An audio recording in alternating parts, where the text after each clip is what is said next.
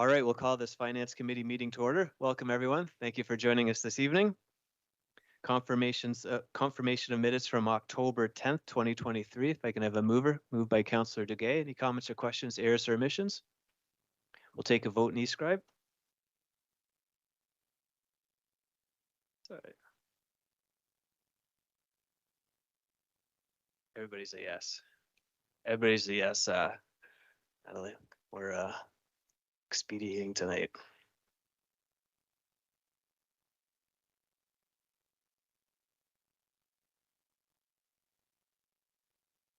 And that is carried. Thank you. Mr. Clerk, any disclosure of pecuniary interest this evening? Mr. Chair, I see none at this time. Thank you. All right, we have one item this evening, reports and communications. We have a presentation for the 2024 draft budget. So I think Mr. Freeman, you may proceed, and thank you.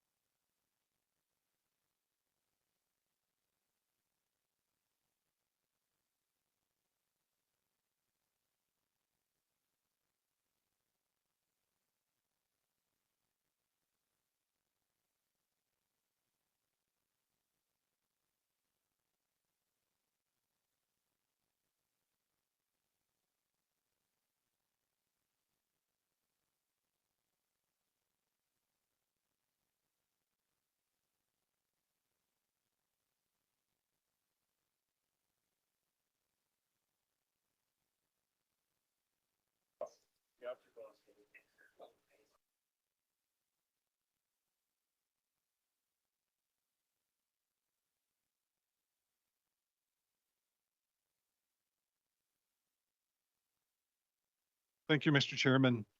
Staff are pleased to present the draft 2024 budget this evening.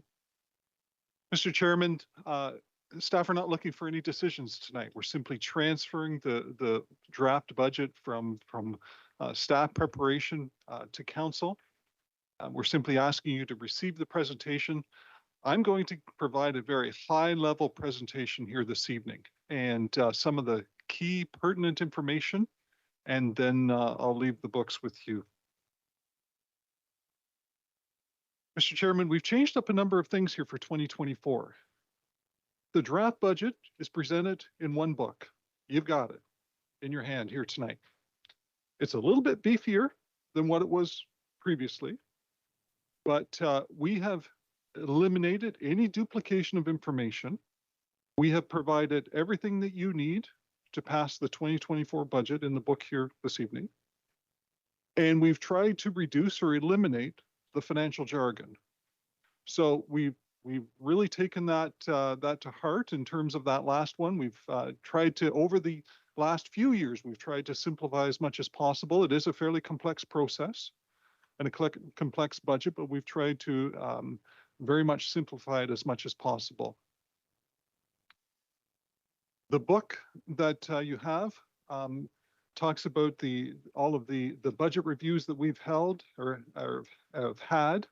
The front of the book contains a covering report just on the inside front cover that you will actually receive on November 20th as part of the first evening of detailed budget deliberations. And that report contains a series of recommendations attached to it in Appendix A. Obviously, the budget book talks about the operating budget and the capital budget. It presents the below the line items that are on the radar of staff that we would have liked to include it, but did not. It, of course, includes details about staffing, tax assessment, tax rates, user fees, and all that other good stuff.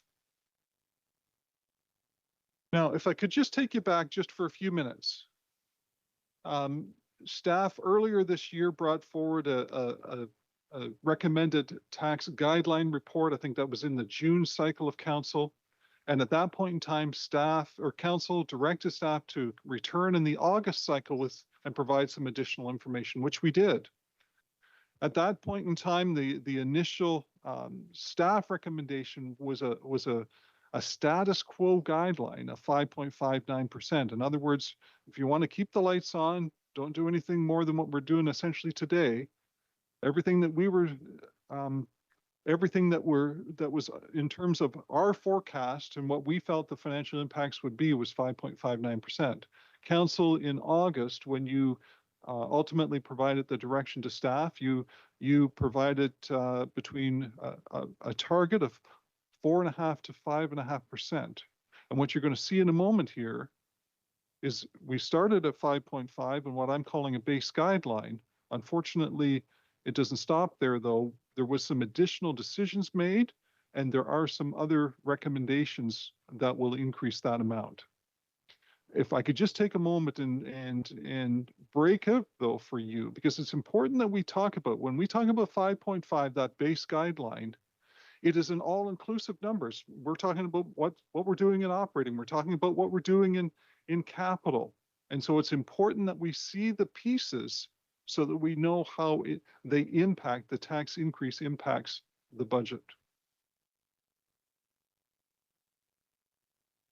When council gave us the direction in August, you also had a recommendation B, and that is that there were some impacts if there were external organizations over a certain amount, that would also be included in the guideline as an additional amount. There are actually three kind of buckets of increases to the 5.5 that I'm going to unpack for you here in a moment. There's decisions that council has made that has impacted it, the external organizations that I just referred to a moment ago, and then there are some service delivery enhancements that staff would recommend to council as being fulfillment of priorities that you yourself are setting, and that responds to those priorities. Altogether, I'm going to present a draft budget this evening of an all-inclusive rate increase of 9.59%. Now, I realize this is a little bit small here to see, but there is a key there. That chart is on page, just on that covering report on the inside cover. If you want to look at it in black and white, it's on page 4 of that staff report. And that will, you can see it there as chart 1 in that report. And it starts with the top line being the base guideline at 5.59%, 5.5%, sorry. It shows both the impact on the 100% or 100,000 of tax assessment, and then what is the impact in terms of dollar value of our median assessed residential home assessed at $260,000. Keep in mind that that is an MPAC assessed value, not market value. And we are directed by the province to use the MPAC assessed values and from the 2016 current value assessment. That is the direction from the province to all Ontario municipalities. That's why the amount for the median assessed value is $260,000. Now, the first category that are in addition to the base guideline is some decisions by council that impact that number. The first are some direction around compensation. The second is some modifications to transit. And the third is enhancements to the municipal law enforcement expansion. And you can see the impacts of each of those directions that council have provided here this evening. As well, the external organizations, it was the recommendation B that was added in the August cycle that said if either police or public health come with an ask over and above 4.09% or 8%, I believe, that amount would be considered separately in November. And so you can see the amounts listed in this next series then of external organizations. So police ask, public health, and although Peterborough County City Paramedics was not included in the August cycle or the recommendation from August, staff have treated it similarly as the other two. So once again, you can see the impact of those three organizations on the all-inclusive rate, both the dollar value, percentage dollar value, and impact to the median assessed property. The last category is some service delivery enhancements that we believe are reflective of your priorities and that are a recommendation that we are making to you. And there's three of them. The first is, and you will see, we're going to bring forward, and you haven't seen the reports yet, but there is a business case report that will recommend to you, and that you will receive the report in time for the deliberations on November 20th, about bringing in-house snow clearing and snow removal at city facilities and parking lots in-house. We are, and without, you know, at just a very high level, we are experiencing a lot of procurement risk with contracting out that service right now today. We think we need to reduce that procurement risk and we need to bring it in-house. We provided here in terms of the operating budget, the 2024 impact. There is a project in the capital budget that you'll see when you get into the details in the book that says what's the equipment we need as a one-time cost, and the report that we'll bring forward from Mr. Papadakis, dated November 20th, will outline the business case and the justification for doing that. The second item is in regards to generator maintenance. Mr. Chairman, we've had a number of storms in our community. Of course, the May windstorm that we had this past year, and it did have a fair impact in our community. It is critical when those events happened, and for life safety purposes, that we have generators that are in a state of good repair, and that will, without hesitation, they will fire up, and that they will be working and keeping facilities operational. And we today are not meeting the standard that's set out in the Fire Protections Act. And that line item responds to that, and will put in place the preventative maintenance regime that is necessary to ensure that our generator maintenance across all city facilities, regardless of whether it's at the wastewater treatment plant or pump houses or whatever, will be operational in a state of good repair. The last item to draw to your attention is with Service Peterborough. And Council earlier this year approved an initiative to develop Service Peterborough. And it's an extremely exciting project. Love to talk about it. And the first steps is bringing our property taxation section and our frontline staff within our clerk's office together, providing a more efficient and streamlined service to our constituents in Peterborough. What is being proposed here is a manager position that would oversee that staff working group, that would run with the bigger vision of what Service Peterborough could do throughout the city of Peterborough, and how constituents could relate to the city of Peterborough. And we think it's extremely important to flesh out what is that bigger vision, and let's get on with it. And we're excited about that initiative. Altogether, all that you see on the page there is how we ended up at 9.59% this evening.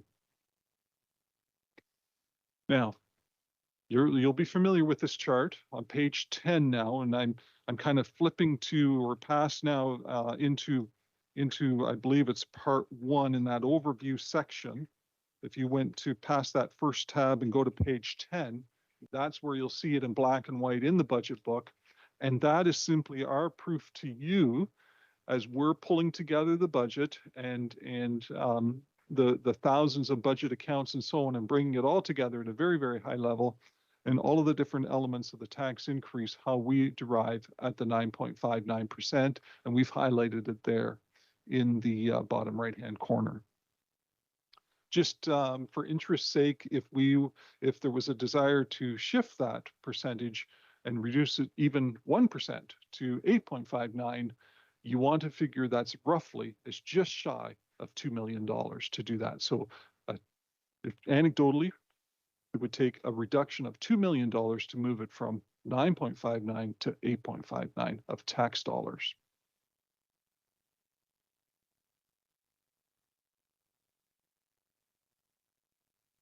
Now, what does it mean for our all-inclusive increase per 100,000?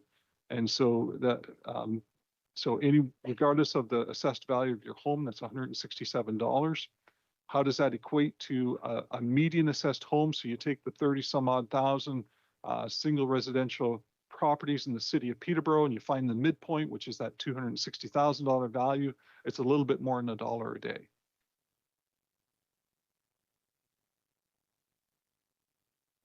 And as I mentioned earlier, we are being directed by the province to use the 2016 assessed final destination value, which is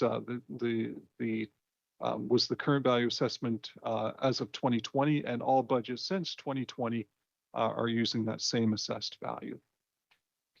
Once again, this will be a chart that's familiar to you, and it's not my intention to read everything on the screen here to you this evening. I'm simply wanting to point to you. If you want a go-to chart that talks about those high-level change factors, what's changing in the budget from last year to this year, this is a spot to go, found on pages 3 and 4 of the document there, and you can see the different categories of expenditures and/or revenues and the dollar amounts that take our net tax levy in 2023 and then bring it forward to 2024. And also, again, on page 11, you'll see if you have questions from a taxpayer, how much does it cost for this service or that service? This is a handy go-to chart that kind of lays it out, regardless of the service area within the city's budget at a high level. How much does that service cost a residential taxpayer? And you can see it on the chart here this evening. Now, as I alluded to earlier in my comments, not everything that was asked, of course, found its way into the budget document. In fact, not by a long shot. There is a number of things, however, that we would draw to your attention. It's found way at the back of the book to page 254. You don't really need to take time to turn to it now. I just wanted to draw to your attention that there's a number of needs that were on the radar of staff, but did not make its way into the budget, the draft budget document that you are receiving this evening. Now, a couple of comments about the capital program. $128.2 million capital program, a robust capital program that, once again, similar to last year in 2023, that's a pretty substantial capital program. It does include the 2024 component to finance the build of the twin pad, the Miskin Community Complex down in Mora Park, as well as any impacts in regards to Fire Station number 2. So we have a couple of big builds happening that would otherwise bump up that number. We've pulled in all the sources of financing into the capital program that we can, and you can see them listed on the chart there this evening. Try to maximize wherever possible all the sources of financing. And you can see just in the graphic here in the next slide, once again, found in your budget book on page 17, but just at a high level, it's an important graphic because it talks about the investments in infrastructure and tangible capital assets that council is making or proposed to be made in our community to keep our infrastructure in a state of good repair. And you can see right out in that big section of purple there, from our infrastructure planning and growth management perspective, the investments in the infrastructure, and then up on the blue on the left, the municipal operations. I would make mention, and I forgot to in my opening comments as well, the budget is organized into the municipal structure, the new municipal structure, the organizational structure that CIO Jasby Arena has directed be implemented at the city, and that the budget document is divided up accordingly. Now, want to shift gears just for a few minutes here. On November 1st, His Worship received notification from the province that he received strong mayor powers, and those powers do include potentially impacts to the budget process. And I want to just speak to you tonight a little bit about how those delegated authority from His Worship that His Worship could exercise, how they may or could change the budget process. And then I want to, and I would certainly invite His Worship at any point in time, if he wants to interject his own comments, I would welcome them. But in speaking with His Worship, he would very much like to have the budget process unfold as per normal. And so what I want to take a few slides and show you, what does the legislation say? And then I'm going to show you how can we align our process with the legislation and bring it back into a a process whereby we're going through, if you will, the motions of complying with the legislation. So we're sure to ensure we're not offside, but it also aligns with the draft process that we would normally follow. So just a few slides to speak to the legislation that the head of council must table a budget by February 1st. If not, the process reverts to council or back to council. So our budget being presented here this evening to you on November 6th is well in advance of February 1st. It, at some point in time during this process, must be a strong mayor budget. Okay, so just keep that in mind. Then council has 30 calendar days to pass a resolution to make amendments, should they so choose to, after his worship has given his strong mayor budget. The mayor, after that 30 days or within the 30 days, could, through a veto process resolution, he could veto the amendments that's being proposed by council, and then council, of course, can override that veto with a two-thirds of council within 15 calendar days. The budget is deemed adopted once these time periods have passed. Now, this last bullet is extremely important. So the first bullets are what the legislation says. This last bullet is extremely important because we're going to use this to our advantage. The 30-day, 50-day, and 15-day, 30, 10, and 15-day periods can be shortened by council resolution or mayoral declaration. And that's a critical bullet here that we want to explore. So just to put that graphic into a timeline, day one, when the head of council, his worship, when he would propose his budget, that starts as day one, whenever that day is. And then from then, the clock starts ticking. The council meets and amends the budget in the next 30 days. The head of council may veto any of those amendments within 10 days after that. Council may override the veto within 15 calendar days. And after the period of time passes, the budget is deemed as passed.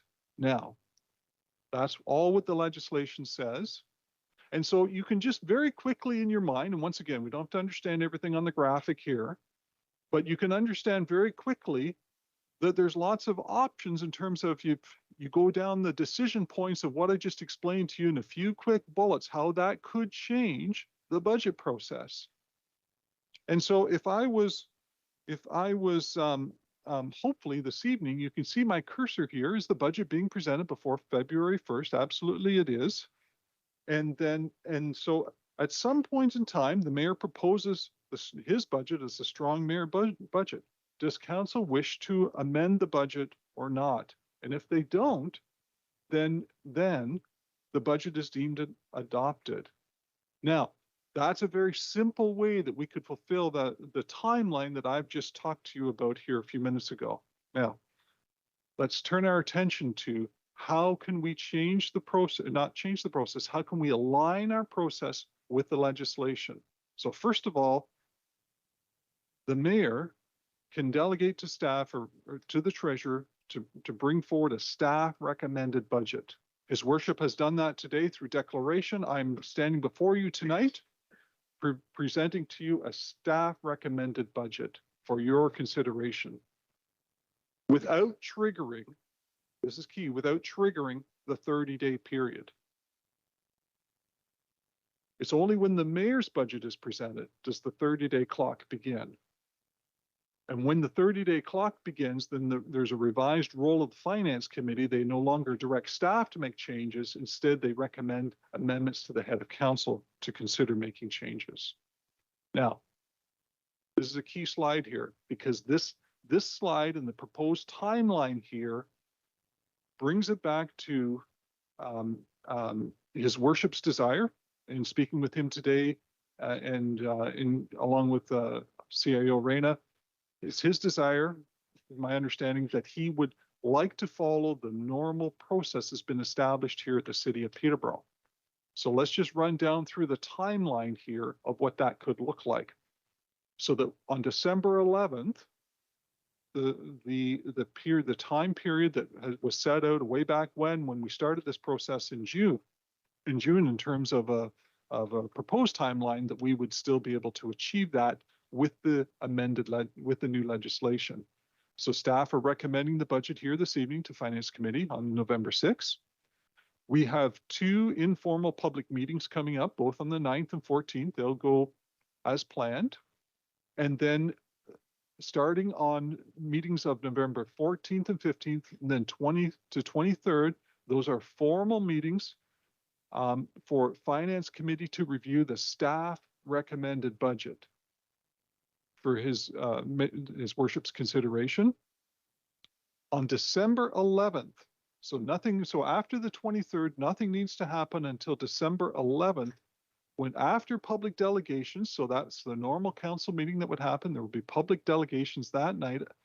And then at some opportunity, at that point in time, the mayor on December 11th, after hearing the public delegations, having considered all of the amendments that you Finance Committee want to make to the staff recommended budget, we will be looking to his worship the mayor then to present his budget. And if his budget already encompasses all of the amendments that you've suggested to him, which I believe in speaking with his worship, that would certainly be his intent, then there's no reason why that the 30-day period that would otherwise exist in the legislation can't be shortened to about 30 seconds. It doesn't have to be 30 days. It could be 30 seconds or 3 minutes, however long it takes to pass the resolution to change the timeline.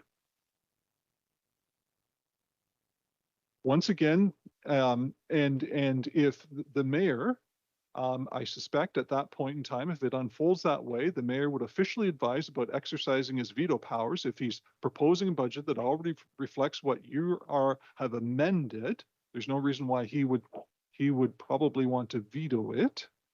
At that point in time, on December 11th, the mayor's budget could be adopted. So that kind of aligns the 2 processes. What's been legislated under the provisions of the Strong Mayor legislation and the city's budget process. So some key dates coming up. Staff recommended budget here this evening. Some informal public meetings. We held 2 of them earlier in the year, 2 left. November 9th on 577 McDonald, the Lawn Bowling Club facility, and then on November 14th in the lobby here at City Hall, prior to the formal Finance Committee meeting that night. And then, of course, there's a formal public delegations later on November 14th that evening. Hear from outside agencies the evening on November 15th. And it's my understanding that we will hear from 4 agencies that night. We will hear from police services. We will hear from Peterborough Public Health. We will hear from Peterborough County City Paramedics and the Innovation Cluster. And then during the week of November 20th, Finance Committee does their detailed budget review. And then on December 11th, we complete the rest of the process and the mayor tables his budget and the budget is adopted before the evening is out. Mr. Chairman, I just unpacked quite a bit there, but that was the end of my presentation. And I would be happy if committee has any high-level questions that they want. I'd be happy to entertain those or carry on with the meeting. Mr. Freeman, thank you and your team for all your hard work over the past weeks and months. So I think my colleagues know we're not debating or discussing anything tonight, but is there any just questions of clarification for Mr. Freeman? Mr. Freeman, thanks again to you and your team. Really appreciate it. Thank you. So just need a mover for the presentation, moved by Councillor DeGay. We'll take a vote and e-scribe.